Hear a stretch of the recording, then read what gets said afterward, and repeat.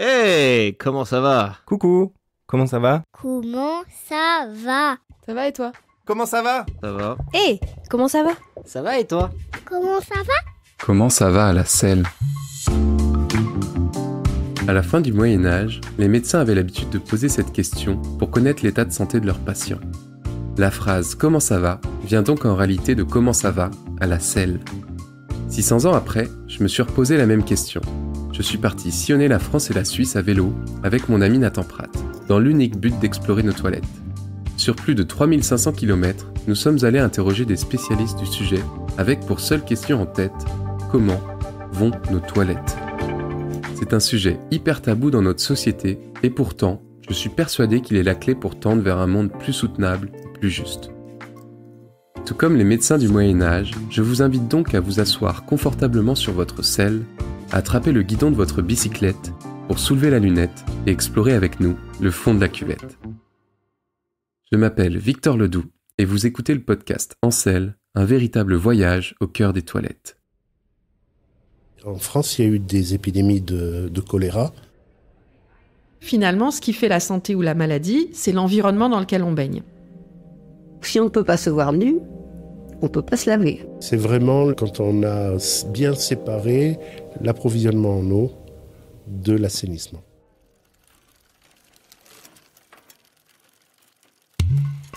En selle, épisode 4, le tub. Le 19e siècle, l'âge d'or du recyclage des urines et matières fécales humaines. C'est ce que nous avons pu voir en long, en large et en travers dans l'épisode précédent. Mais après avoir longuement parlé des toilettes qui existaient à l'époque, j'aimerais désormais m'intéresser à la salle de bain, ou plutôt au cabinet de toilette. C'est comme ça qu'on l'appelait à l'époque. De quoi porter à confusion, me direz-vous. Mais en fait, pas du tout. On dit bien faire sa toilette. Aujourd'hui, nous dirions peut-être prendre sa douche, je vous l'accorde. Mais pendant longtemps, le mot toilette est associé à la notion d'hygiène. C'est ce que j'aimerais aborder dans ce 4e épisode. Qu'est-ce qui est sale et qu'est-ce qui ne l'est pas? Comment ces notions de l'hygiène et du propre ont évolué à travers les âges. Nous mettons donc les eaux troubles de côté pour plonger dans des eaux plus transparentes, censées nous débarrasser de toutes les impuretés. Et cette douche, nous allons la prendre avec Monique Eleb, une historienne de l'architecture. Mais avant ça, une petite remise en contexte s'impose. En mai 2022, Nathan et moi laissons le Mont-Saint-Michel de côté pour traverser la contrée d'Orelsan et de Médine, la Normandie. Oui, je sais, j'aurais pu vous dire Guillaume le Conquérant, Gustave Flaubert, Pierre Corneille, ou encore Claude Monet, Renoir ou Pissarro. Mais bon, que voulez-vous, chacun sa culture. La Normandie nous fait rejoindre la Seine que nous suivons jusqu'à la capitale. Et là, horreur, c'est une vraie fourmilière. Il y a des gens partout. Un véritable enfer pour se déplacer à vélo.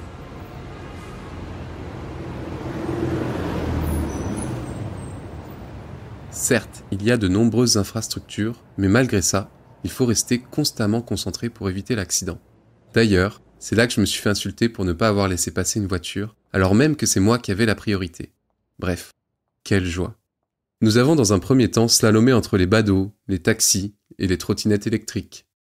Mais après quelques essais peu concluants, nous posons le pied à terre et décidons de faire appel au service de la célèbre RATP. Le bucolique voyage à vélo s'éloigne alors de nous. Nous sommes désormais de vrais citadins.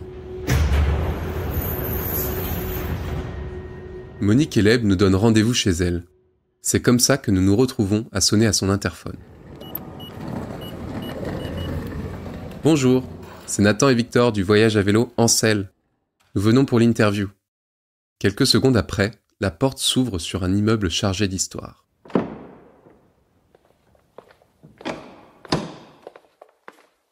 Nous sommes accueillis dans un grand appartement haussmannien où le plafond est haut et où les craquements du parquet témoignent des années traversées. Là, au milieu des livres, nous retrouvons Monique. Elle a 76 ans au moment de notre rencontre. Elle est encore pleine d'énergie et semble ravie d'échanger avec nous. Malgré son grand âge, l'interview dure plus d'1 heure. Aujourd'hui, Monique ne fait plus partie de ce monde. C'est avec beaucoup de tristesse que nous avons appris son décès en mai 2023, soit à peu près 1 an après notre rencontre. Les enregistrements que vous allez entendre représentent donc une de ses dernières apparitions dans un média. Elle rend compte, comme elle a toujours su si bien le faire, de ses travaux de recherche sur l'habitat et sur l'évolution de nos modes de vie à travers les âges. Comme nous, sentez-vous donc honoré de pouvoir entendre son témoignage si précieux. Avant le XVIe siècle, on allait se laver dans les bains-douches, dans ce qui est l'équivalent des bains publics, les étuves, enfin, il y avait plusieurs noms. Monique Eleb, historienne de l'architecture. Et en fait, les maladies vénériennes sont venues casser ce moment de grâce. Tout le monde allait dans les bains publics. Et peu à peu, on a commencé à penser que l'eau était dangereuse, puisqu'elle ouvrait les pores et que donc, en ouvrant les pores de la peau, elle permettait l'entrée des miasmes. Donc, peu à peu, on a cessé de se laver. On a cessé de se laver, mais pas seulement pour ça.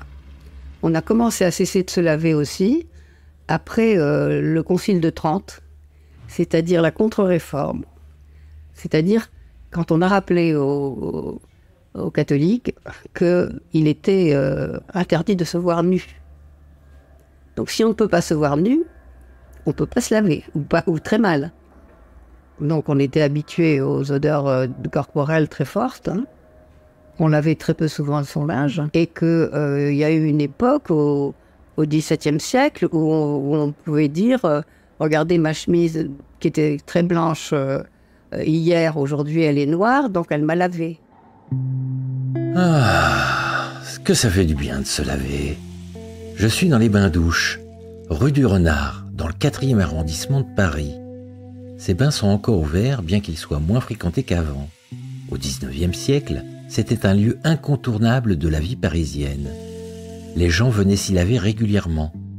À cette époque, comme à celle des Romains, la toilette et l'hygiène avaient donc lieu dans l'espace public. Seuls les riches pouvaient installer des cabinets dans leur maison. Ce fut d'abord un espace aménagé dans la chambre. Puis cela s'est de plus en plus démocratisé avant de se généraliser avec l'arrivée de l'eau dans les maisons. C'est un véritable transfert de l'espace public vers l'espace privé qui s'est effectué. Bon, je vous laisse, je dois finir de me sécher. Les cabinets de toilette, qui ne s'appelaient pas comme ça, qui s'appelaient garde-robe à l'époque, qui jouxtaient la chambre, en général de la femme. On ne sait pas où se laver les hommes, mais enfin les femmes, il fallait qu'elles se lavent. Donc il y avait l'idée qu'il fallait que ce soit une pièce très sombre, avec très peu de lumière, pour ne pas se voir nu. Au XVIIIe siècle, c'est comme ça que la salle de bain commence à pointer son nez. Et puis, peu à peu, l'idée qu'on s'est trompé. Et Jean-Jacques Rousseau y est pour beaucoup dans l'histoire, puisque dans ses écrits, le retour à la nature, c'est aussi le retour à un corps accepté, à un corps naturel. Après, il y a les découvertes scientifiques. Quand Pasteur dit que pour que l'eau soit propre, il faut la faire bouillir, ça change complètement. Ah, le siècle des Lumières, on vous l'a bien rabâché au collège. Pourtant, quand on voit ça en 4e, on a parfois du mal à se rendre compte de son importance. Mais ici, cela prend tout son sens. Du point de vue de l'hygiène, on comprend rapidement que ce mouvement de philosophie va développer une nouvelle vision du monde. Au sein de la communauté scientifique, cette période s'est traduite par l'augmentation des échanges, des débats et des interactions. Sans surprise, ça a conduit à de nouvelles découvertes et à l'affirmation de nombreux consensus scientifiques tels que la Terre tourne autour du Soleil et non l'inverse. En matière d'hygiène et d'assainissement, les grandes révolutions scientifiques ont lieu dans le domaine de la médecine et de la chimie. On pense par exemple aux découvertes de Pasteur, de Claude Bernard, mais aussi et surtout de Lavoisier. Vous avez déjà entendu ces noms-là, j'en suis sûr. Ne serait-ce parce qu'ils correspondent souvent à des noms de rues, de stations de métro ou d'instituts. Lavoisier est principalement connu pour cette phrase si célèbre. « Rien ne se perd, rien ne se crée, tout se transforme. »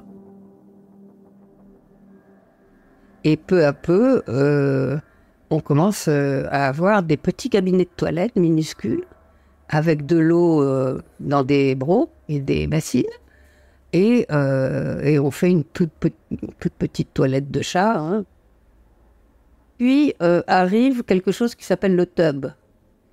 Le tub, c'est très important parce que c'est une bassine plate qui arrive à la fin du 19e siècle et dans laquelle on se met debout avec une grosse éponge et on peut se laver comme ça.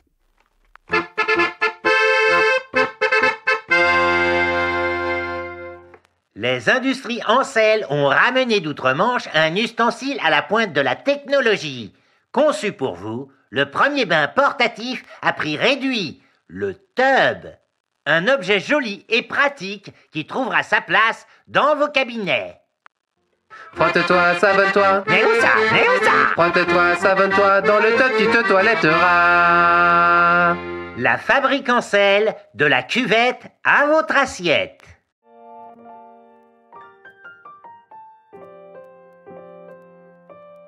Le tub. Je suis sûr que vous voyez à quoi ça ressemble. Cette grande bassine apparaît régulièrement dans l'adaptation au cinéma du roman d'Émile Zola qui s'appelle Germinal. On y voit à plusieurs reprises Gérard Depardieu se laver dedans en rentrant d'une journée à la mine. Ses habitudes et ses normes d'hygiène commencent donc à se développer petit à petit et vont s'accentuer grâce à deux choses.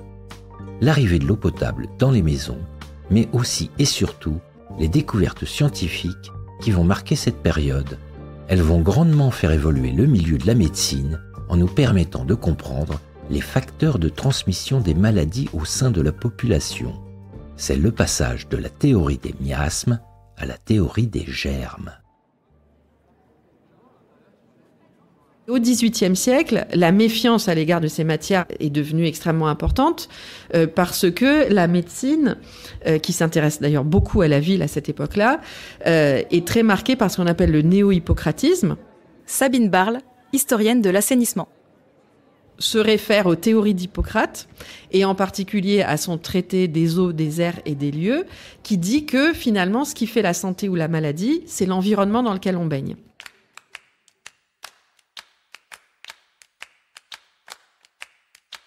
On ne vous la présente plus.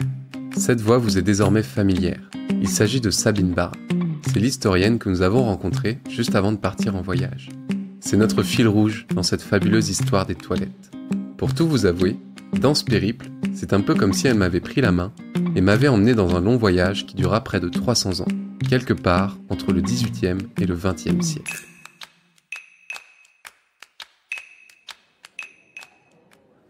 Et donc les médecins sont persuadés que ce qui fait que les urbains meurent très jeunes et sont en très mauvaise santé, c'est parce que l'environnement urbain est particulièrement corrompu. Et cette corruption, ils l'attribuent essentiellement aux matières en putréfaction. Donc les matières en putréfaction, c'est toutes sortes de choses, parmi lesquelles les urines et les excréments. Donc ça, c'est une chose qui est clairement identifiée, même si le vecteur n'est pas forcément connu, même si on parle de miasmes au lieu de parler de bactéries, de micro-organismes, etc., etc. Mais c'est tout à fait important dans la pensée médicale et dans la pensée hygiéniste.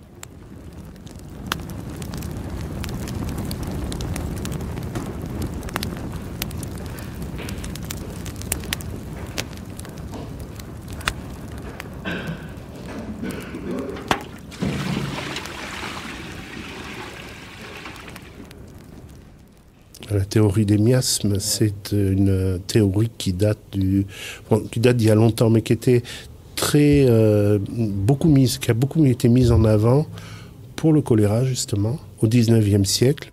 Renaud Piarou, épidémiologiste, spécialiste du choléra.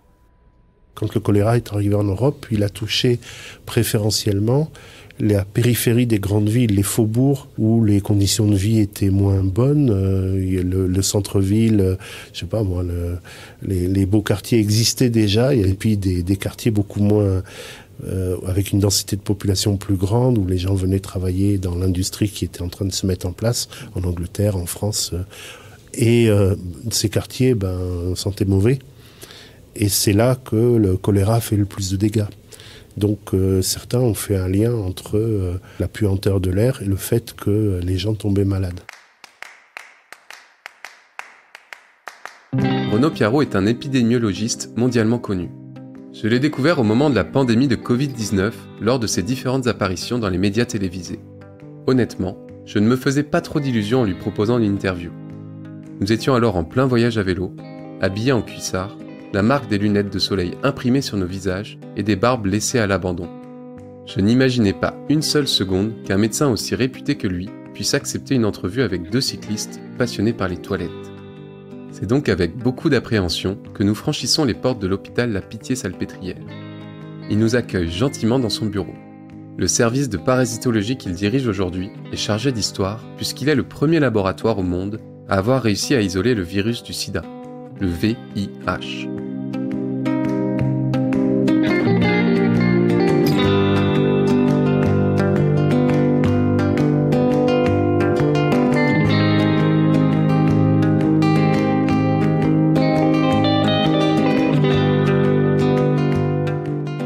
Au-delà de l'endroit où nous sommes, Renaud Piarot nous impressionne par sa grande carrure, sa prestance et sa voix grave assurée.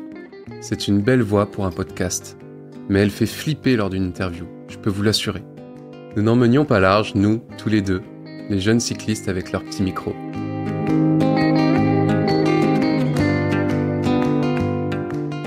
Petit à petit, je commence à comprendre pourquoi Renaud a accepté de nous recevoir. C'est un homme de terrain.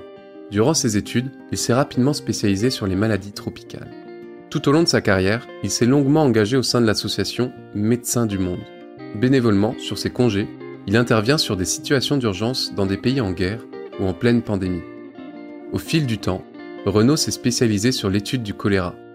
Cette maladie qui semble disparue pour nous, les Occidentaux, mais qui persiste encore dans de nombreux pays. Le nom Renaud Piarot est devenu célèbre à partir de 2010, lorsqu'il a été mandaté par le gouvernement haïtien pour étudier la propagation du choléra dans le pays. Le rapport qu'il remet alors aux autorités donne pour responsable l'Organisation mondiale des Nations Unies. L'ONU quoi, rien que ça. Pour comprendre le contexte et les enjeux de ce scandale sanitaire international, je vous laisserai écouter l'émission de France Culture qui s'intitule « Mécanique des épidémies ».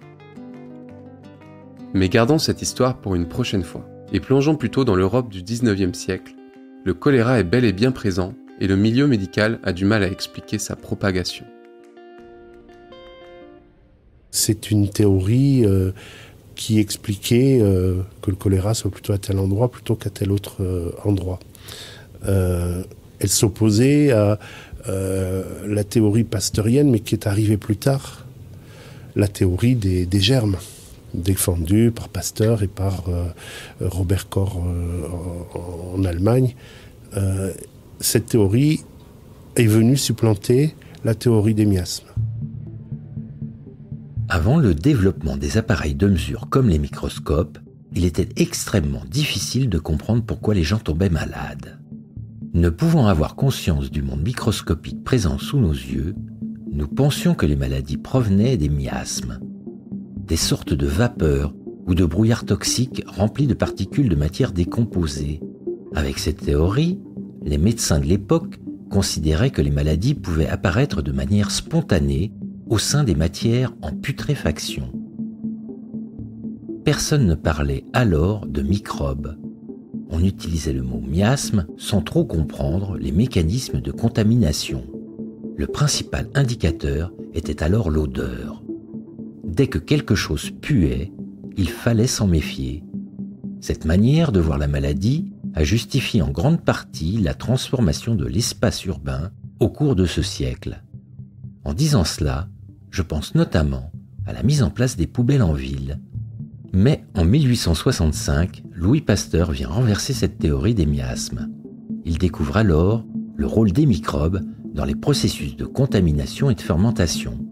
On comprend alors que la maladie provient de microbes qui se reproduisent dans l'environnement et dans nos corps humains. Certains microbes sont clairement identifiés comme la cause de certaines maladies, par exemple ceux de la variole et du choléra. En France, il y a eu des épidémies de choléra C'est pas que dans les pays africains ou en Asie qu'on a eu du choléra, mais ça commence au 19e siècle. Au début du 19e siècle, il y a une série d'extensions des épidémies de choléra qui jusqu'ici restaient plutôt autour du golfe du Bengale, l'Inde, le Bangladesh, qui se mettent à s'étendre parce qu'on voyage de plus en plus.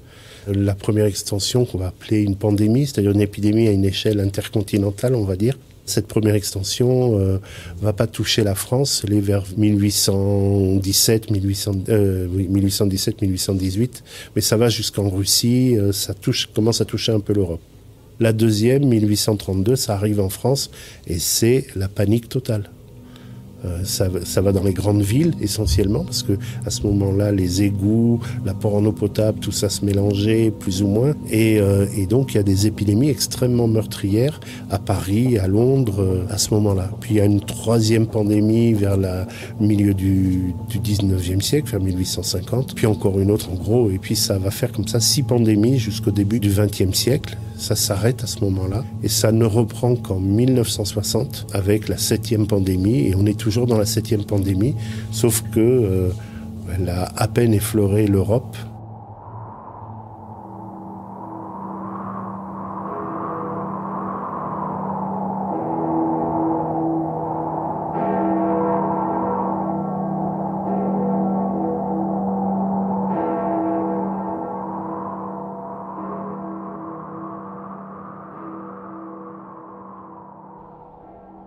C'est vraiment quand on a bien séparé l'approvisionnement en eau de l'assainissement. Parce qu'à un moment, on prenait l'eau dans la Seine et on prend plutôt en amont qu'en aval des villes, mais en amont de Paris, on est quand même en aval d'autres villes et donc ça permettait au choléra de se transmettre. Et pareil, à Londres, ça a été parfaitement démontré vers 1850.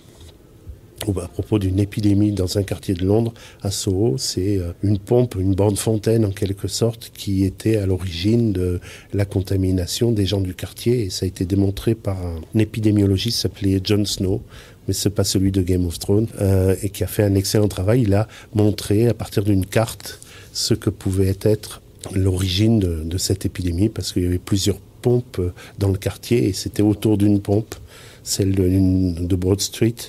Autour de cette pompe, il y avait plein de gens qui mouraient. Ailleurs, non. Ça, on dit que c'est la première étude épidémiologique moderne.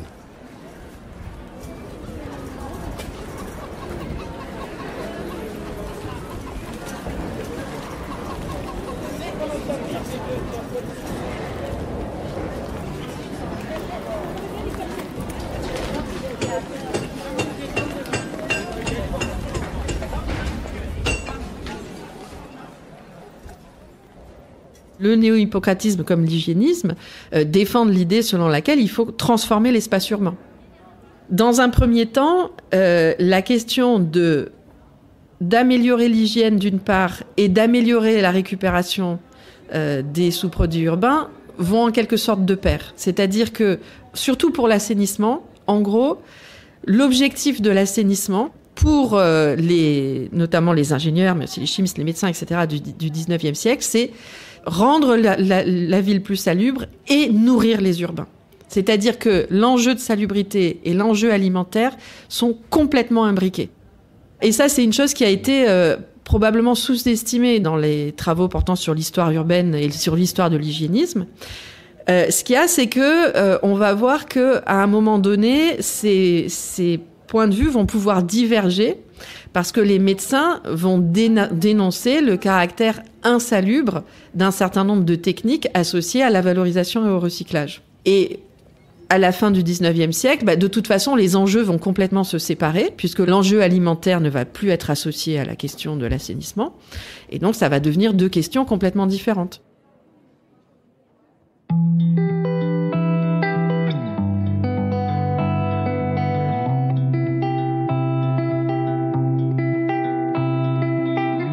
La relation que nous entretenons avec notre corps est quelque chose de très personnel. Toutefois, elle est influencée par la société dans laquelle nous vivons. Les normes d'hygiène et de propreté définies pour nos corps, nos espaces publics et nos maisons ne sont que le résultat de choix collectifs, de modes et de tendances en constante évolution. À l'époque, les différents courants scientifiques, philosophiques et médicaux ont radicalement bouleversé le rapport des peuples européens à leur corps et à l'hygiène. Les pandémies successives qui ont eu lieu ont aussi marqué les esprits. Elles ont influencé le développement de règles d'hygiène plus strictes et transformé les modes de vie. À cette époque, on cherche alors à repousser les odeurs putrides vers l'extérieur des villes sans se soucier des impacts que cela peut avoir sur l'environnement. Mais en réalité, les épidémiologistes attribuent rapidement la propagation des maladies d'origine fécale comme le choléra à la contamination des eaux de consommation. Dès le début, nous avions donc pris conscience de la présence de certains microbes ou de miasmes dans l'eau potable. Ce n'est donc pas tant le développement du tout à l'égout qui a fait disparaître les maladies comme le choléra. C'est plutôt la mise en place d'un traitement poussé sur l'eau arrivant à nos robinets qui a bloqué la propagation des maladies. C'est d'ailleurs, encore aujourd'hui, la première chose que réalisent les ONG qui interviennent sur des situations d'urgence. Par exemple, dans un camp constitué de milliers de réfugiés, où le choléra se propage à une vitesse folle, la première chose à faire est d'amener de l'eau potable et de la traiter pour éviter que les populations se contaminent entre elles avec les eaux de boisson ou de cuisine. Et dans un second temps seulement, on met en place un hôpital pour soigner les malades et on construit des toilettes. Ce constat explique très bien pourquoi la mise en place du tout à l'égout a fait l'objet de grands débats au sein de la communauté scientifique de l'époque. L'argument selon lequel il s'agissait de la solution miracle face à la maladie ne fut pas le plus fort face aux besoins croissants d'engrais pour l'agriculture. C'est ce que nous révélera le prochain épisode de cette fabuleuse histoire. Merci à nos 3 intervenants que sont Monique Eleb, Sabine Barle et Renaud Piarou. Vous les retrouverez très certainement dans la suite de cette aventure.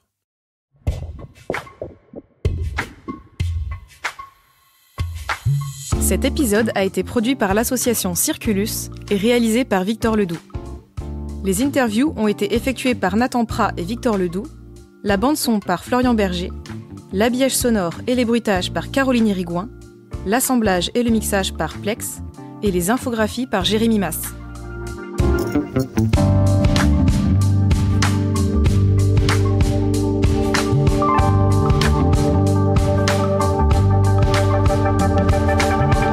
Les enregistrements que vous venez d'entendre sont issus de l'aventure Ancel.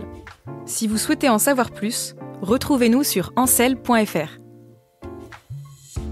Ce podcast a reçu le soutien financier de l'Agence de l'eau Adour-Garonne dans le cadre de son appel à projet Éduc-Eau et celui de la Fondation de France pour son concours Déclic Jeunes. Merci à toutes les personnes qui nous ont fait confiance et notamment aux bénévoles ayant contribué de près ou de loin à l'élaboration de ce programme.